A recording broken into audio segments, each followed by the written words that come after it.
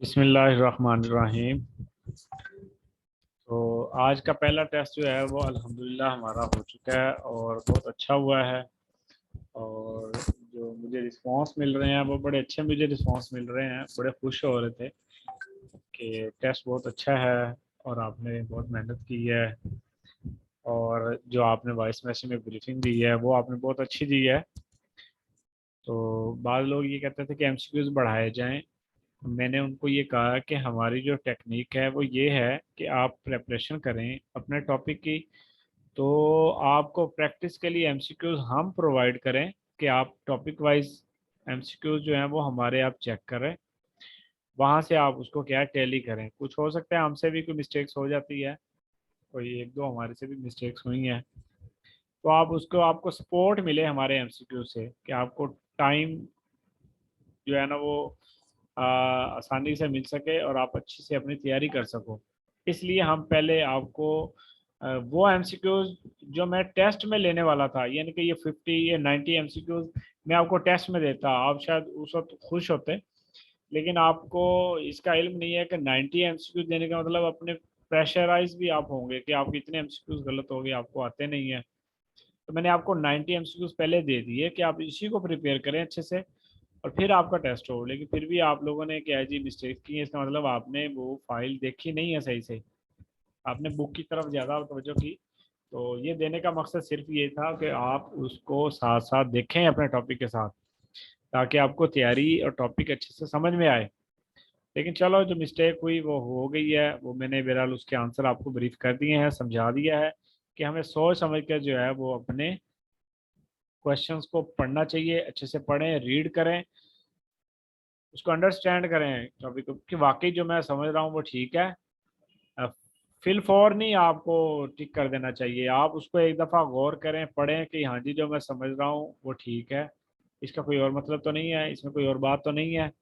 ऐसे करके आप दो तीन दफ़ा सोचेंगे तो आपको हो सकता है कि आपका आंसर जो है वो थोड़ा सा चेंज हो जाए पहले से जो आप सोच रहे हैं। तो नेक्स्ट हमने जो चैप्टर का टेस्ट है वो है chapter 2 experimental techniques in chemistry है। ये एनालिटिकल केमिस्ट्री का पोर्शन है और बड़ा ही इंपॉर्टेंट है। बेशक इसके मार्क्स जो हैं वो 4 नंबर का क्वेश्चन आता है एफएससी में, लेकिन ये चैप्टर बहुत इंपॉर्टेंट है और ये बहुत अच्छे से करवाना चाहिए ताकि प्रैक्टिकल वर्क जो है वो स्टूडेंट्स का स्ट्रॉन्ग हो। और इससे रिलेटेड आपको प्रैक्टिकल भी क्वेश्चन भी आता है, पेपर क्रोमेटोग्राफी का वो लाजमी आता है, अंडरस्टूड है। और इसमें जितनी भी टेक्निक्स यूज की गई हैं वो सब हम प्रैक्टिकल लाइफ में यूज करते हैं। एनालिटिकल केमिस्ट्री असल में एक ब्रांच है केमिकल करेक्टराइजेशन की। हम करेक्टराइजेशन करते हैं, इसमें क्वालिटेटिव और क्वांटिटेटिव एनालिसिस होते हैं। क्वालिटेटिव में हम उसकी प्रॉपर्टीज, फिजिकल प्रॉपर्टीज हम चेकआउट करते हैं, उसकी अमाउंट, ठीक है, कि हम उसकी क्वालिटी के बारे में, क्वांटिटी में हम उसकी अमाउंट के बारे में बात करते हैं, और क्वालिटी में हम उसकी करेक्टरिस्टिक्स, उसकी फिजिकल प्रॉपर्टीज, उसके आइडेंटिफिकेशन डिटेक्शन के बारे में बात करते हैं। तो यहाँ पर यही बात बताई जाती है कि क्वालिटी में हम डिटेक्शन और आइडेंटिफिकेशन करते हैं, क्वांटिटी में हम उनके रिलेटिव अमाउंट्स को हम डिटरमाइन करते हैं। क्वांटिटेटिव के लिए वो कहता है 4 स्टेप्स है, ऑब्टेनिंग ऑफ सैंपल है, सेपरेशन है, और मेजरमेंट है, और कैलकुलेशन है, और drawing calculation of the analysis है। तो ये 4 पॉइंट्स हैं, इसको आपको 4 पॉइंट्स के नाम याद होने चाहिए। पहला कौन सा है, दूसरा कौन सा है, तीसरा कौन सा है, चौथा कौन सा। बहुत जल्दी से याद रहते हैं कि आपने सैंपल ऑब्टेन करना है, ऑब्टेनिंग का सैंपल है, सेपरेशन करनी है आपने डिजायर्ड कंस्टिट्यूएंट्स की, मेजरमेंट और कैलकुलेशन करनी है रिजल्ट्स की, फिर आपने एक कंक्लूजन निकालना है आखिर में। ठीक है, जैसे आपका एनालिसिस आप करते हैं उसी तरह से ये भी है। फिल्ट्रेशन का प्रोसेस आपको पता होना चाहिए, फिल्ट्रेशन क्या होती है, आपको फिल्टर पेपर का पता होना चाहिए, और आपको जो और क्रूसिबल हम यूज़ करते हैं उसका पता हो। फिल्टर पेपर हम कैसे प्रिपेयर करते हैं, 3 तह एक तरफ होती है और एक तह एक तरफ होती है। तो आपको ये पता होना चाहिए कि हम किस तरह से करते हैं और इनका फ़ायदा क्या होता है, और इसको हम किस तरह से यूज़ करते हैं। फिल्ट्रेशन असेंबली भी आपको मालूम है कि अब आ चुकी है, फिल्ट्रेशन असेंबली के ज़रिए से भी, जिसमें क्रूसिबल वगैरह हम यूज़ करते हैं और उसकी मदद से हम फिल्ट्रेशन करते हैं। शुगर इंडस्ट्रीज़ में कलर किए जाते हैं फिल्ट्रेशन असेंबली की मदद से। ठीक है, filtration through the filter paper है, आपको फिल्टर पेपर बनाना आना चाहिए। ठीक है, फिल्टर पेपर को बनाने के लिए मैंने आपको बताया 3 तह एक तरफ करते हैं, एक तह एक तरफ करते हैं, उसको कीफ में लगाते हैं और साथ क्या करते हैं, फिल्टर सुपर सोल्यूशन ऐड करते हैं और वो क्या होता है, फिल्टर होके नीचे चला जाता है। तो वो कहता है जी जो हमारे पास फिल्ट्रेशन होती है ग्लास पे फनल और फिल्टर पेपर, वो स्लोली प्रोसेस है। अच्छा मैं आपको यहाँ पर एक और बात बता दूं कि मैंने आपको कहा था स्कीमिंग करना सीखें, स्कीमिंग। आप मेन मेन लाइन को पढ़ें, आपको लाइनें अजबर होनी चाहिए कि ये वाली लाइन है और इसका ये मतलब है, कंसेप्ट ये होता है, और साथ ही ये आपको प्रॉपर वर्डिंग भी आपको पता हो कि ये वर्डिंग उसमें यूज की गई है। ठीक है। Filter paper should be the large enough, so 1/4 to 1/2 precipitation at the end of the filtration. ये उसको बनाने का और उसको लगाने का तरीका बताया गया है कि हमने इसको 1 to 2 सेंटीमीटर आपने सर्कमफेरेंस ऑफ द पेपर को ऊपर रखना है थोड़ा सा। तो ये आपको बेसिक चीज़ें आपको ये मालूम है कि फिल्टर पेपर को हम कैसे यूज़ करते हैं। ये फोल्डिंग फिल्टर पेपर है कि हम उसको कैसे फोल्ड करेंगे, 60 डिग्री है, और ये इस तरह की जो पॉइंट्स हैं वो आपको पता होने चाहिए। 3 फोल्ड्स बनाते हैं वो, जैसे मैं आपको बता रहा हूँ कि 3 फोल्ड एक तरफ है, एक फोल्ड एक तरफ बनाना है और आपने इसको लगाना है। फ्लूटेड फिल्टर पेपर का आपको पता होना चाहिए कि फ्लूटेड फिल्टर पेपर हमारे पास कैसे यूज़ करते हैं। ये फैन लाइक इसमें अरेंजमेंट होती है, अल्टरनेट एलिवेशन और डिप्रेशन होते हैं। ठीक है, जैसे आप फैन बनाते थे तो उस तरह से ये आपने फ्लूटेड फिल्टर पेपर बनाना होता है। इसकी वजह से फिल्ट्रेशन जो होती है वो ज़्यादा फास्ट हो जाती है। इसके अलावा हम गूज क्रूसिबल यूज़ करते हैं और साथ ही हम सिंटर ग्लास क्रूसिबल यूज करते हैं। ग्लूस क्रूसिबल का आता है ये पोर्सिलेन से बना होता है, यानी कि पोर्सिलेन का आपको मालूम है मिट्टी से बना होता है। परफोरेटेड बॉटम होता है, यानी कि इसमें जो मसामदार इसमें ये चीज़ बनाई गई होती है जिसको हम कवर करते हैं पेपर पल्प से या फिल्टर पेपर कट्स की वजह से। तो क्विक फिल्ट्रेशन होती है गूस क्रूसिबल से। इन सक्शन फिल्टरिंग ऑपरेटर, सक्शन क्या हो सकता है कि आप वैक्यूम उसका क्रिएट करते हैं, आप उधर से वाटर गुजारते हैं एक तरफ से और सक्शन होती है। तो ये एक प्रैक्टिकल वर्क है, आपको कभी लेबॉर्ट्री का मैं विजिट करवाऊंगा ऑनलाइन, आपको दिखाऊंगा कि ये देख लो कैसे सक्शन होती है और कैसे फिल्ट्रेशन फास्ट होती है। यानी कि जब हम सक्शन के साथ ऑपरेटर्स लगाते हैं तो फिल्ट्रेशन फास्ट हो जाती है इन गूज क्रूसिबल से। ठीक है। तो इसमें जो वो बता रहा है ना कि परफेक्ट बॉटम लगाते हैं, वो हम उसके ऊपर एक मेम्ब्रेन रखते हैं, उसमें सुराख होता है, उस सुराख में हम एक पेपर रखते हैं और उसके ऊपर हम मटेरियल ऐड करके और नीचे से क्या करते हैं उसको पास करते हैं। तो वो कहता है जी पर इफ इट्स परफोरेशन और कवर्ड विद एसिटोस हम लगाते हैं, कहता है जी टू फिल्टर द सॉल्यूशन और डायरेक्ट पेपर करता है। तो कहता है कंसिडर HCl KMnO4 सोल्यूशन वगैरह को हम यूज़ नहीं कर सकते। ठीक है, क्योंकि HCl वगैरह को आप यूज़ करोगे तो वो उसको क्या कर देगा, जल जाएगा, और KMnO4 क्या देगा, ऑक्सीडाइज कर देगा। सिंटर ग्लास क्रूसिबल भी वो कहता है ग्लास क्रूसिबल होता है, पोरस ग्लास होता है, यानी कि ये भी मसामदार होता है। Sailed into the bottom, it is a very convenient, ये ज़्यादा कन्वीनियंट होता है क्योंकि हमें कोई प्रिपरेशन की ज़रूरत नहीं पड़ती खास किस्म की। जैसे गूस क्रूसिबल में हमने सक्शन वगैरह लगाना है, यानी कि मुकम्मल एक एक प्रोसेस होगा, कंप्लीट एक मुकम्मल असम्बली होगी कि हमें इसकी खास तैयारी करने की ज़रूरत नहीं होगी कि इसका साथ पाइप लगाओ, उसके साथ ये करो, उसमें फलां लगाओ। ये एक आपके पास मॉडिफाइड उसकी एक किस्म है गूज क्रूसिबल की। ठीक है, तो आपको ये चीज़ों का पता होना ज़रूरी है। क्रिस्टलाइजेशन है, क्रिस्टलाइजेशन आपको मालूम है कि आप जब लिक्विड को कूल करते हैं और उसके क्रिस्टल बनना शुरू हो जाते हैं, that process is known as crystallisation. और उसके लिए हमें ज़रूरी है, क्रिस्टलाइजेशन कब बनती है, जब आप सेचुरेटेड पॉइंट बनाते हैं, सेचुरेटेड सॉल्यूशन बनाते हैं। सेचुरेटेड सॉल्यूशन बनाने के बाद जब आप उसको छोड़ते हैं तो वो क्रिस्टलाइजेशन में क्रिस्टलाइज में चेंज होना शुरू हो जाता है। तो हम फिर बाद में क्रिस्टल को सेपरेट आउट कर सकते हैं बाय फिजिकल मेथड की मदद से। तो आपको इन चीज़ों का ये देख लें, मैं आपको बता रहा हूँ कि ये आपको पता होना चाहिए। बेसिक प्रिंसिपल क्रिस्टलाइजेशन का वो कहता है solute should be the soluble in the suitable solvent में हल होना चाहिए एट हाई टेम्परेचर पर, यानी कि आप उसका सेचुरेटेड सोल्यूशन बनाएं, तब आपकी क्या हो जाएगी, क्रिस्टलाइजेशन स्टार्ट हो जाएगी। क्रिस्टलाइजेशन का वो स्टेप कहता है जी हमारे पास होता है कि हम सॉरी सॉरी ये बहुत आगे चला गया है। ठीक है, चॉइस ऑफ सॉल्वेंट होना चाहिए, अब चॉइस ऑफ सॉल्वेंट के लिए आपके पास ये पॉइंट्स दिए गए हैं कि वो एक्सपेंसिव होना चाहिए, सेफ होना चाहिए, इजीली रिमूवेबल होना चाहिए, नॉट डिजॉल्व, इम्प्योरिटीज वगैरह उसमें डिजॉल्व नहीं होनी चाहिए, शुड नॉट, इम्प्योरिटीज क्रिस्टलाइज नहीं होनी चाहिए, should not react the chemically, react नहीं करनी चाहिए सॉल्यूट के साथ, और इस तरह ये पॉइंट्स आपको पता होने चाहिए। ठीक है। और वो कहता है जो सॉल्वेंट जो हम यूज करते हैं क्रिस्टलाइजेशन के लिए वो वाटर है, रेक्टिफाइड सिपरेट है, ethanol, absolute ethanol, diethanol, acetone, chloroform, carbonate, CCl4 है, एसिटिक एसिड है, पेट्रोलियम है। ये आपको याद होना चाहिए, एमसीक्यू में भी पूछ सकते हैं, ये एफएससी में शॉर्ट क्वेश्चन में भी स्टूडेंट्स के आता है, तो आपको ये चीज़ों का पता होना चाहिए। अच्छा, वो कहता है जी बाजू का सम जो होते हैं, सॉल्वेंट्स जो होते हैं वो मिसिबल होते हैं। अगर आपके पास वो कहता है सॉल्वेंट इनफ्लेमेबल है तो आप यूज कर सकते हैं इसको आसानी के साथ, लेकिन जब हीटिंग का सोल्यूशन करते हैं वो कहता है जी अगर आप कैच फायर, आग लग सकती है, तो आपको इस पर्पज के लिए कि आग लग सकती है तो आपको वाटर बाथ यूज करने चाहिए। वाटर बाथ के लिए आप अपनी मर्जी से टेम्परेचर सेट कर सकते हैं। वाटर बाथ एक वो ऑपरेटर्स होता है जहाँ पे आप अपनी मर्जी का टेम्परेचर सेट आउट करके आप उसको क्या कर सकते हैं, क्रिस्टलाइज कर सकते हैं, यानी कि आप उसका सोल्यूशन बना सकते हैं जो उसका बनाना चाहते हैं आप।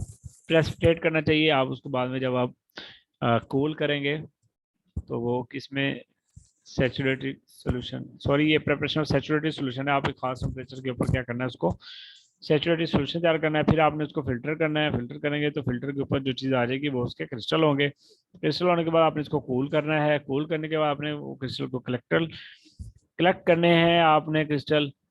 ठीक है, गूस क्रूसिबल से या फलां से जैसे भी आपने फिल्ट्रेशन की है उसके बाद आपने उसको क्या करना है, कलेक्ट कर लेना है। आपने फिर ड्राई करना है क्रिस्टलाइज सब्सटेंस को।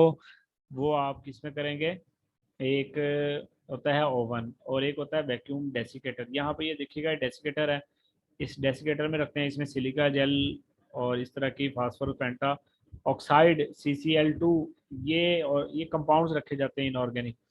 ये क्या करते हैं, ये मॉइस्चर अब्जॉर्ब करते हैं, तो ये उसमें से क्रिस्टल कंटेंट्स जो होंगे, जो आपकी कलेक्शन होगी उसमें से वाटर अब्जॉर्ब कर लेगा। फिर आप कुछ देर के बाद, आधे घंटे के बाद आप उसको ओवन में रख देंगे 100 डिग्री सेंटीग्रेड पर, तो वो क्या करेगा, उसका मॉइस्चर मजीद रिमूव हो जाएगा। तो आपको ये पता होना चाहिए ड्राइंग एजेंट कौन से डेसिकेटर में यूज करते हैं, CaCl2, silica gel, FASTA oxide, vacuum desiccator. ठीक है, आपको वैक्यूम डेसिकेटर का आइडिया भी जरूरी होना चाहिए। इसी तरह डिकलराइजेशन ऑफ अनडिजायर कलर्स हैं, आप इसको अगर उसमें डिजायर कलर वगैरह आ गए हैं तो उसको भी एब्जॉर्ब करने के लिए हमारे पास चारकोल की सहूलत मौजूद होती है। आपके पास चारकोल ज़्यादा इस्तेमाल किया जाता है, ये भी एक MCQ वगैरह पूछा जा सकता है। ठीक है, और भी हो सकते हैं लेकिन हमारी बुक में हमने फिलहाल चारकोल का बताया है। ठीक है, finally powder animal charcoal. Sublimation क्या होता है, सब्लिमेशन का आपको मालूम है, प्रोसेस के सॉलिड से डायरेक्ट वो वेपराइजेशन में चेंज हो, जिसको हम सब्लिमेशन का नाम देते हैं। तो इसके लिए एग्जांपल्स आपको पता होनी चाहिए कौन सी है सॉलिड्स की, अमोनियम क्लोराइड है, आयोडीन है, नेफ्थलीन है, बेंजोइक एसिड है। ठीक है, तो ये इस तरह की चीजें आपको पता होनी जरूरी है। सॉल्वेंट एक्सट्रैक्शन क्या होता है, सॉल्वेंट एक्सट्रैक्शन आपको मालूम है कि जब हम दो ऑर्गेनिक, इनऑर्गेनिक और एक्वा सॉल्वेंट जो सॉरी लेयर्स को हम आपस में मिक्सअप करते हैं, तो हमारे पास हम एक ऑपरेटर्स यूज करते हैं, सेपरेटिंग फनल। फनल में जब हम वो सोल्यूशन को मिक्स करके थोड़ी देर के लिए छोड़ते हैं, फिर बाद में उसको हम ओपन करते हैं, तो वो क्या होता है, ऑर्गेनिक और एक्वस लेयर क्या हो जाती है, वो सेपरेट आउट हो जाती है। इसको हम ज़्यादातर इथेनॉल की मौजूदगी में करते हैं, इथेनॉल एक्सट्रैक्शन का नाम भी देते हैं इसको हम। इसकी मदद से वो कहता है this is use to separate the products of organic synthesis from the water, से हम इसको सेपरेट आउट करते हैं। Aqua solution containing the organic product is shaken with the separating fun is allowed to separate. तो यहाँ पर आप देखिएगा ये इथर लेयर है और ये वाटर लेयर है, तो ये दोनों क्या है, जब टूटी को ओपन करेंगे ये टैप को, तो आपको वाटर लेयर नीचे से गुजर जाएगी, ऊपर इथर लेयर मौजूद रहेगी। अब इथर लेयर में जो दो लेयर्स मौजूद होती है उसको हम और मेथड से, फिजिकल मेथड से हम उसको मजीद सेपरेट आउट कर सकते हैं। वाटर सेपरेट हो गया है, बाकी दो चीज़ें रह गई हैं, दो चीज़ों को हम बॉइलिंग पॉइंट की बेस के ऊपर भी सेपरेट कर सकते हैं, या और कोई फिजिकल मेथड से भी हम सेपरेट आउट कर सकते हैं। तो मेरा मकसद आपको ये सब्लिमेशन या ये पूरा चैप्टर समझाना नहीं है, आपको जस्ट एक आइडिया देना है, आपको एक ब्रीफिंग देनी है कि हमने तैयारी कैसे करनी होती है, कि हमने कैसे पढ़ना होता है। आप देखिए मैंने 10-15 मिनट लगाऊंगा, मैं पूरा चैप्टर जो है ना वो इसी तरह आपके सामने रीड आउट कर सकता हूँ। ठीक है, तो आपके पास भी यही एबिलिटी होनी चाहिए, यही कैपेसिटी होनी चाहिए कि आप इसको नोट करें, आप उसको देखें इतनी फास्ट, इतनी स्पीड के साथ जैसे मैं आपके साथ में बोल रहा हूँ। आपको भी ऐसे करना होता है और बहुत अच्छे तरीके से करना होता है। आपकी मुकम्मल कंसंट्रेशन इसी के ऊपर हो, आप इसको समझ के फिर करें। ठीक है, बहरहाल ये इसका दिया गया है, मेथड दिया गया है, और ये किसको फॉलो करता है, डिस्ट्रीब्यूशन लॉ को फॉलो करता है, पार्टीशन लॉ है। और इसमें जो हमने एग्जांपल दी गई है वो आपको एग्जांपल का पता होना चाहिए। पोटेशियम आयोडाइड है, कार्बन टेट्राक्लोराइड है, आयोडीन रिएक्ट करता है ठीक है, आयोडीन आयन के साथ जो प्रोड्यूस करता है ट्राइडेंट रिवर्सिबल रिएक्शन। तो ये आपके पास ये उसका मुकम्मल मेथड है। ठीक है, तो ये एक फार्मूला भी दिया गया है आपके पास पार्टीशन लॉ का, और डिस्ट्रीब्यूशन कोएफिशिएंट का आपने देखा होगा, आपको पता भी होगा। क्रोमेटोग्राफी के बारे में आपको मालूम है कि क्रोमेटोग्राफी मैंने बल्कि बहुत डिटेल से आप लोगों को समझाई है, ये अभी बताने की मुझे ज़रूरत तो नहीं है। तो ये तो फिर हम कर चुके हैं, क्रोमेटोग्राफी बहुत अच्छे से की है। पार्टीशन क्रोमेटोग्राफी, एब्जॉर्प्शन है, मोबाइल फेज है और स्टेशनरी फेज है, मैं सब बता चुका हूँ आपको। मेरे ख्याल में मुझे मजीद बताने की ज़रूरत नहीं है। पेपर क्रोमेटोग्राफी भी मैं आपको बता चुका हूँ, और इसी तरह इसकी टाइप्स यहाँ पर है, असेंडिंग है, डिसेंडिंग है, वो भी मैं आपको बता चुका हूँ। आपको आरएफ की भी मैंने बताई थी कि आरएफ क्या होती है, और ये डिस्टेंस क्या होता है, और यूजेज ऑफ क्रोमेटोग्राफी। वाह भाई वाह, हम तो बहुत कुछ इसका बता चुके हैं। तो ये हमारे पास चैप्टर कंप्लीट हो गया है। तो आपने इस तरह से इसकी लाइंस पढ़ें, और इसकी सारी चीज़ें आपने पढ़ने के बाद फिर आपने देखना है। ठीक है, तो मेरे ख्याल में इतना इनफ है। तो आप लोग इसको तैयारी करें, बहुत अच्छे तरीके से करें, बहुत मेहनत से करें, और काइंडली थोड़ा सा टाइम दें अपनी स्टडी को। एमसीक्यू ज़रूर देखें हमारे, अगर आप चैप्टर नहीं देख पा रहे, आप पहले चैप्टर और फिर एमसीक्यू साथ साथ देखें। लेकिन अगर आप चैप्टर नहीं रिवाइज कर पाए तो एमसीक्यूज मस्ट देखें, वो आपको बहुत ज़्यादा हेल्पफुल होगी। ओके जी, कोई क्वेश्चन है तो आप कर सकते हैं।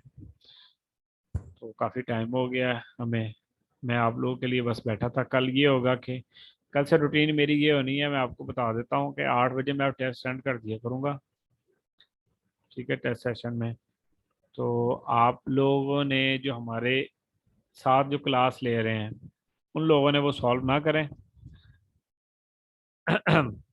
वो लोग सॉल्व ना करें, वो क्लास में होंगे। हम उनको, जो लोग सिर्फ टेस्ट सेशन देना चाहते हैं वो टेस्ट करेंगे, हम अपना नेक्स्ट चैप्टर को थोड़ा सा डिस्कस कर लेंगे। ठीक है, फिर जब हमारी क्लास एंड हो जाएगी आपने फिर टेस्ट देना है और फिर मुझे सेंड करना है। ठीक है, तो ये प्रोसीजर हम कर लेंगे ताकि हमें जो है ना वो थोड़ी सी तैयारी करने में और टाइम से, वरना ये होगा फिर हम डेवलप हो जाते हैं। सर चैप्टर 1 के न्यूमेरिकल का भी कुछ गाइड करते हैं। ओहो, चैप्टर 1 के न्यूमेरिकल, चलो मैं करता हूँ उसका, मैं उसके ना कोई वीडियो आपके लिए बनाता हूँ, वो आपको सेंड करता हूँ। ठीक है, वो आपको कुछ मुझे फार्मूले बताने पड़ेंगे और आपको समझाना पड़ेगा। 2-3 बातें तो मैंने आपको वॉइस मैसेज में कर दी हैं, आप लोग अगर उसको गौर से देख लें, सुन लें, तो आपको समझ आ जाएगी। ठीक है, मैं आपके लिए वीडियो बनाता हूँ उसके लिए, न्यूमेरिकल्स के लिए। ऐसे बहुत आसान से थे, मुझे बड़ा अफसोस हुआ है कि आप लोग जो है ना इस लेवल पे आपके, आप एमसीक्यूज भी हमारे, ये तो न्यूमेरिकल सेक्शन हमारा क्यों वीक है, होना नहीं चाहिए।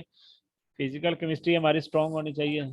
चलें कोई नहीं, हम इसीलिए मौजूद है, हम आपको इसका गाइड कर देंगे, वीडियो में बना के आपको साथ शेयर कर दूंगा, आप वो देखिएगा ज़रूर। ओके जी, टेक केयर, अल्लाह हाफिज़।